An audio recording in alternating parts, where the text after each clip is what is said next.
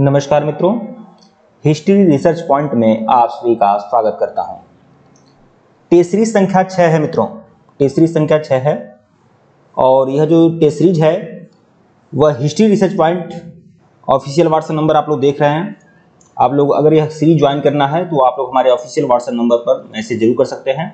अगर आप UGC net की तैयारी कर रहे हैं, अगर आप असिस्टेंट प्रोफेसर की तैयारी कर रहे हैं, यूजीसी नेट की तैयारी कर रहे हैं, पीजीटी की तैयारी कर रहे हैं, तो आप हमारे ऑफिशियल व्हाट्सएप नंबर पर मैसेज करिएगा। अगर आपका हिस्ट्री का पूरा कंप्लीट कोर्स आपको करना है, यूजीसी नेट और असिस्टेंट प्रोफेसर का कोर्स का जो चार्ज है वो 2499 रुपये है। इसी प्राइस पर आपकी पूरी तैयारी करा दी जाएगी असिस्टेंट प्रोफेसर की, चाहे आपका मध्य प्रदेश असिस्टेंट प्रोफेसर हो, उत्तराखंड असिस्टेंट प्रोफेसर हो, यूपीएससी 51 असिस्टेंट प्रोफेसर हो, या Uttar Pradesh GDC assistant professor हो, या फिर जो राजस्थान में जो असिस्टेंट प्रोफेसर की भर्ती निकली हुई है आरपीएससी के थ्रू वह भर्ती हो। हर तरह की असिस्टेंट प्रोफेसर की परीक्षाएं की तैयारी और यूजीसी नेट की तैयारी कंप्लीट कोर्स आपको कराया जाएगा। तो आइए आज टेस्ट सीरीज संख्या 6 देखते हैं, जो यूजीसी नेट और असिस्टेंट प्रोफेसर और पीजीटी की परीक्षा के लिए बहुत ही ज्यादा इंपॉर्टेंट है। आइए शुरुआत करते हैं।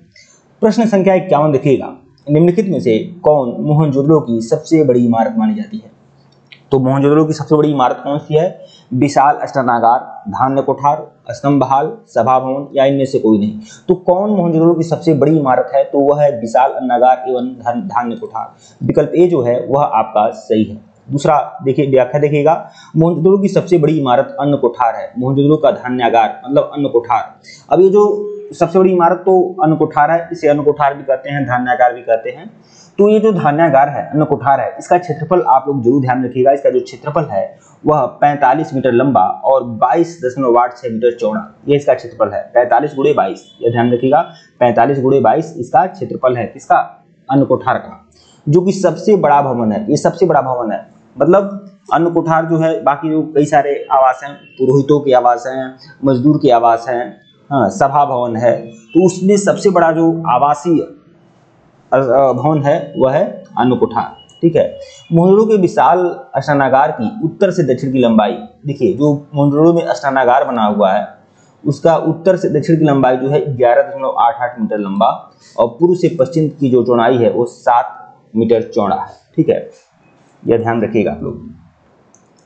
प्रश्न 52 देखिएगा, हड़प्पाकालीन लोगों ने नगरों में घरों के विन्यास के लिए कौन सी पद्धति अपनाई थी? अब हड़प्पाकालीन नगर में जो नगर की विन्यास पद्धति थी वो क्या थी? कमल पुष्प की आकृति का, या फिर गोलाकार आकृति में, या ग्रिड पद्धति में, या त्रिभुजाकार आकृति में? कौन सी पद्धति अपनाई गई थी? तो ग्रिड पद्धति अपनाई गई थी। घरों के विन्यास के लिए कौन सी पद्धति अपनाई गई थी? ग्रिड पद्धति। विकल्प सी जो है वो आपका सही है। इसका व्याख्या देखिएगा, हड़प्पाकालीन लोगों ने नगरों में घरों के विन्यास के लिए सामान्यतः ग्रिड पद्धति प्रणाली अपनाई थी। यहाँ ग्रिड पद्धति क्या होता है? ऐसे ऐसे करके ग्रिड पद्धति। ठीक है, सड़कें जो होती हैं एक समकोण पर काटती हैं। ठीक है, तो बड़े बड़े घर, चौड़ी सड़कें, बहुत सारे कुएं होने के प्रमाण मिले हैं। यहाँ जल और मल निकासी के लिए नालियों के प्रमाण भी मिलते हैं। इससे पता चलता है कि यह नगर वर्तमान के नगरों जैसे ही विकसित और भव्य है। प्रश्न 53 देखिएगा, सूची 1 को सूची 2 से सुमेलित करना है। आइए सुमेलित करते हैं। लोथल जो प्राचीन स्थल है क्या है? गोदीवाड़ा से जुड़ा हुआ है। लोथल में क्या मिला है? गोदीवाड़ा मिला हुआ है। कालीबंगा से क्या मिला हुआ है? जुता हुआ खेत के साक्ष्य मिले हैं कालीबंगा से। धौलावीरा से क्या मिला हुआ है? तो हड़प्पन लिपि के जो आकार के 10 चिन्हों वाला शिलालेख मिला हुआ है धौलावीरा से। बनावली से क्या मिला है? पक्की मिट्टी की बनी हुई हल की प्रतिकृति मिली हुई है, मतलब एक हल का खिलौना मिला हुआ है, मतलब हल जैसा खिलौना मिला हुआ है जो क्या है? मिट्टी का है। तो इस तरह से आप लोग सुमेलित कर सकते हैं। ऐसे व्याख्या देख लीजिएगा, लोथल के पूर्वी भाग में गोदीवाड़ा मतलब डॉकयार्ड का साक्ष्य मिला है। डॉकयार्ड कहिए, गोदीवाड़ा कहिए, या फिर बंदरगाह कह सकते हैं, कुछ भी कह सकते हैं। इसकी जो क्षेत्रफल है बंदरगाह की 214 मीटर लंबा और गहराई कितना है? 3.3 मीटर गहरा है ये। ठीक है। अब जुते हुए खेत और नक्काशीदार ईंटों के साक्ष्य कहाँ से मिले हैं? तो कालीबंगा से प्राप्त हुए हैं। धौलावीरा से 10 बड़े अक्षरों में लिखा गया एक सूचना पट्ट का प्रमाण मिला हुआ है। बनावली से क्या मिला हुआ है? हल की आकृति का खिलौना बनावली से मिला हुआ है। प्रश्न 54 देखिएगा, निम्नलिखित वस्तुओं में से एक का हड़प्पा सभ्यता में पाई मोहरों और टेराकोटा कलाकृतियों में निरूपण नहीं हुआ है। तो ऐसा कौन सा है कि जिसका निरूपण मोहरों और टेराकोटा कलाकृतियों में निरूपण नहीं हुआ? किसका निरूपण नहीं हुआ है? शेर का, हाथी का, गैंडा का, बाघ का? क्योंकि बाघ का निरूपण हुआ है बिल्कुल, गैंडा का भी है, हाथी का भी है। शेर का निरूपण आपको नहीं मिलेगा। हड़प्पा सभ्यता के किसी भी मुहर में या टेराकोटा कलाकृतियों में शेर का अंकन नहीं मिलेगा। तो विकल्प ए जो है सही है, शेर। हड़प्पा सभ्यता के मोहरों और टेराकोटा कलाकृतियों में शेर का चित्रण नहीं मिलता है, जबकि हाथी, गैंडा, बाघ, हिरन, भेड़ आदि का अंकन मिलता है। प्रश्न 55 देखिएगा, हड़प्पा वासी किस धातु से परिचित नहीं थे? सोना और चांदी से, तांबा और कांसा से, टीन और सीसा से, या लोहे से? तो हड़प्पा वासी सोना और चांदी से परिचित थे, बिल्कुल। तांबा और कांसा से भी परिचित थे, टीन और सीसा से भी परिचित थे। लोहे से परिचित नहीं थे भाई हड़प्पा वासी, क्योंकि लोहे की खोज बहुत बाद में हुई है, लगभग 800 BC में जाकर हुई है। ठीक है। हड़प्पा सभ्यता एक कांस्ययुगीन सभ्यता थी। यहाँ से तांबा, कांसा, सोना, चांदी या धातुएं तो मिली हैं, परंतु लोहे का प्राप्ति नहीं हुई है। वस्तुतः हड़प्पाकालीन लोग लोहे से परिचित नहीं थे। ठीक है, यहाँ पर नहीं होना चाहिए, नहीं थे। भारत में लौह युग का प्रारंभ उत्तर वैदिक काल लगभग 1000 BC में माना जाता है। प्रश्न 56 देखिएगा, 800 BC या 1000 BC दोनों बातें सही हैं। प्रश्न 56 देखिएगा, निम्नलिखित में से किस हड़प्पाकालीन, हालांकि यहाँ पर 800 BC ज्यादा परफेक्ट है, 800 BC में लोहे की प्राप्ति होने लगी थी। निम्नलिखित में से किस हड़प्पाकालीन स्थल से युगल सावधान का साक्ष्य मिला है? युगल सावधान मतलब जोड़े के साथ लोग दफनाए गए हैं। कहाँ से मिला है? लोथल से, कालीबंगा से, धौलावीरा से, या कुंतासी से? कहाँ से मिला है? तो लोथल से मिला है। ठीक है, लोथल से युगल सावधान मिला है। हालांकि युगल सावधान आपका कालीबंगा से मिला है। लोथल से 3 युगल सावधान मिले हैं, कालीबंगा से 1 युगल सावधान मिले हैं। अब यहाँ पर थोड़ा सा अगर एक ऑप्शन और रहता कि लोथल और कालीबंगा दोनों, तो ये से हो सकता है। हालांकि लिए लोथल मानिए, लोथल में 3 और कालीबंगा में 1, ध्यान रखिएगा।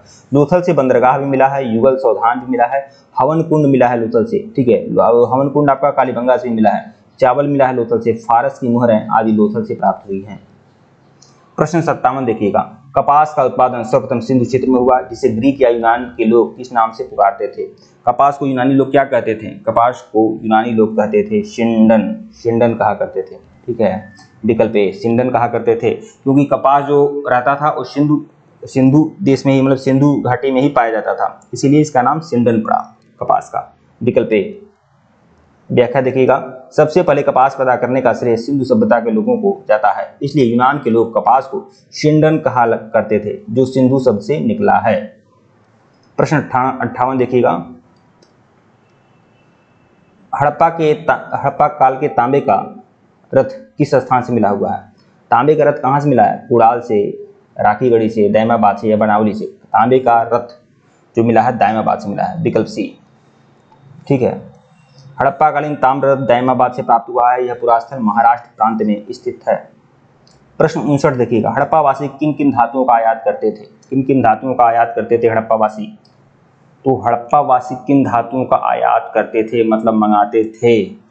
तो भैया सोना भी मंगाते थे, वो दक्षिण भारत से मंगाते थे, टीन मंगाते थे अफगानिस्तान ईरान से, चांदी भी मंगाते थे अफगानिस्तान और ईरान से। तो 1 2 3 तीनों का आयात हड़प्पावासी करते थे, मतलब विकल्प ये जो है वह आपका सही है। इस समय तांबे से टीन मिलाकर कांसा तैयार किया जाता था। तांबा राजस्थान के खेतड़ी से और टीन अफगानिस्तान से मंगाया जाता था।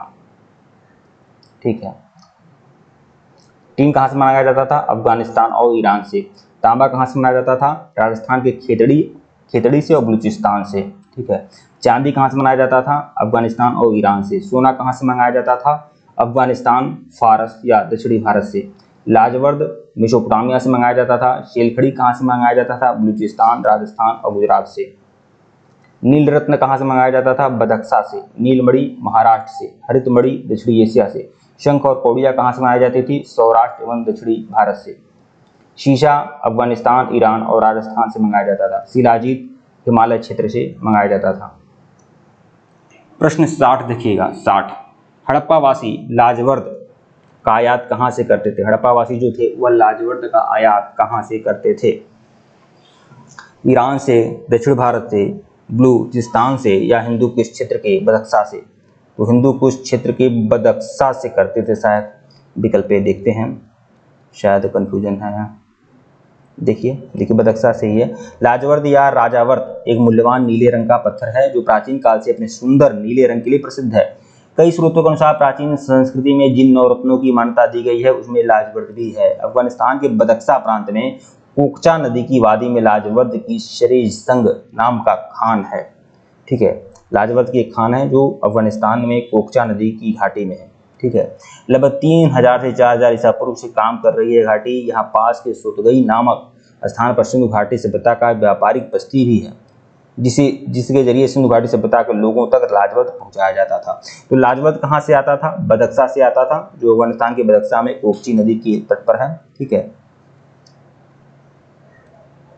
लाजवर्द आपका साइबेरिया में भी पाया जाता है, बायकल झील के पास। ठीक है, ठीक है मित्रों, वीडियो को लाइक और चैनल को सब्सक्राइब करेगा। टेलीग्राम बिल्कुल ज्वाइन करेगा, लिंक डिस्क्रिप्शन में दिया गया है।